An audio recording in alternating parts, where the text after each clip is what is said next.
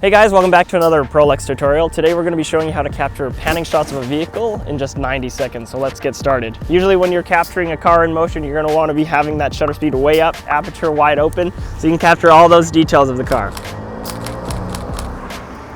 But that's not going to give us the look of the nice blurred background that we want to have, so we're going to close that aperture to about f16 and go to about 60 frames per second.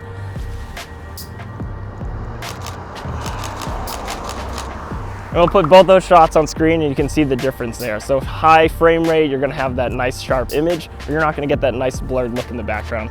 If you can see the 60 frames per second one, see that nice blurred background, you can tell it looks a lot better. So that's how you shoot panning shots. Hope you guys enjoyed that tutorial. If you did, please hit that like button and share this video with your friends. And please consider subscribing to our channel, where we share a lot more tutorials like this behind the scenes, as well as some skits that we're gonna be working on. Please do follow us on social media. You can find us at Prolux Media pretty much everywhere.